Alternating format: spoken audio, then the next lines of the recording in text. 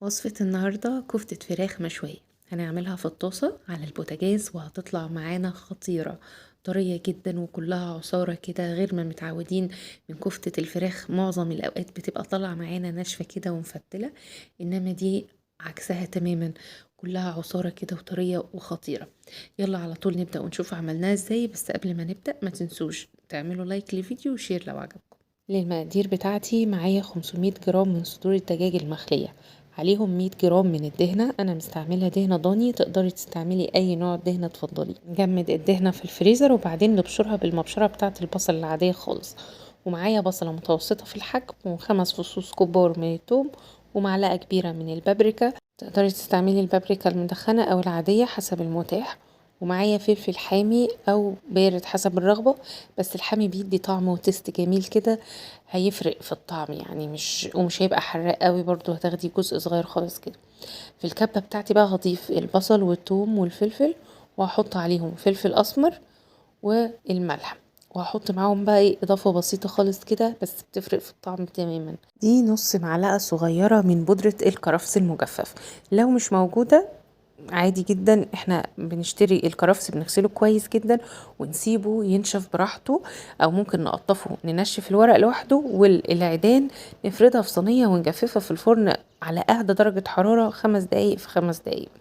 خلاص انا فرمت بقى البصل بتاعي كويس جدا جدا جدا لحد ما نام، وبعدين نزلت عليه بالدهنة، وبعدين هنزل بقطع الفراخ بتاعتي. طبعا بقى الكمية زي ما قلت لكم في اول فيديو نص كيلو، عايزين تزودوا عن النص كيلو هتزودوا الدهنة وهتزودوا البصل وهتزودوا الثوم، يعني هتضاعفوا الكمية حسب ما استعملتوا الفراخ. خلاص فرمناها كويس جدا، طالعة بالشكل الجميل ده من غير ما اعصر البصل ومن غير ما اضيف دقيق ولا اي حاجة. عشان تفضل طرية معايا انا حبيت اني ما اضيفلهاش اي حاجة، وكفتة الفراخ عموما صعب انها تفك منك، فلو انتي خايفة او هي طالعة معاكي طرية زيادة عن اللزوم ممكن تزودي معلقة من او معلقتين من الدقيق العادي او البقسماط او دقيق الشوفان حسب المتاح عندك، لحد ما قوامها يظبط معاكي لو طلعت طرية زيادة عن اللزوم. لكن لو بالشكل ده خلاص هتشتغلي وتكملي من غير ما تضيفي اي دقيق ولا اي حاجة، عشان تفضل طرية معاكي وجميلة. وطبعا الدهنة بتفرق معانا جدا، بتدي طعم جميل وكمان طراوة، وتخليها تبقى طريقة كده معاكي وبتتحرك كده بسهولة بسبب الدهنة. خلاص بشكلها بقى بالشكل اللي نحبه، صوابع، بالشكل المربع ده، مدورة زي البرجر، يعني اي شكل هتحبوه هتشتغلوا بيه.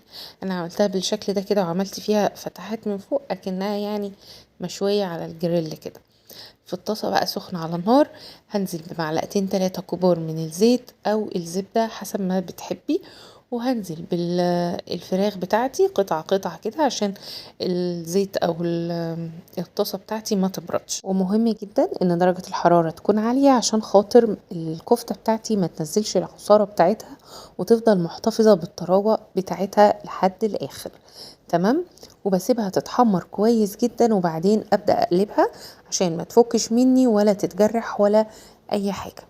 قلبتها مرتين كده وعشان اتأكد انها استوت تمام وكمان اديها لون حلو، بحط كده 3 معالق 4 من المية، بطلع اللون والطعم اللي في الطاسة، والكفتة هتشربه في ثواني وهتكون كمان طعمها خطير وطرية زيادة. تمام. خلاص زي ما انتم شايفين كده اللون الكفتة بقى جميل جدا بسبب نقطتين المية اللي احنا حطيناهم دول، لانها طلعت لي اللون والطعم اللي ايه في الطاسة. والمهم طبعا ان احنا ما نبقاش معليين النار قوي نحرقها فتبوظ مننا وتمرر، وما نهديش النار عشان ما تنزلش العصارة بتاعتها وما تبقاش طرية. خلاص كده تمام معانا الكفتة استوت وبقت بالشكل الجميل ده. نقدر بقى نعملها سندوتشات في عيش بلدي، عيش فينو، معاها اي صوص نحبه، مع شوية رز وسلطة، او زي الطريقة اللي انتوا بتحبوا تاكلوا بيها كفتة الفراخ هتعجبكم جدا.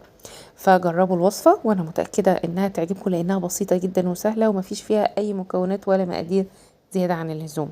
لو الفيديو بقى عجبكم متنسوش تعملوا له لايك وشير وتكتبوا لي رأيكم في الكومنتات تحت، واشوفكم على خير يا رب، والسلام عليكم ورحمة الله.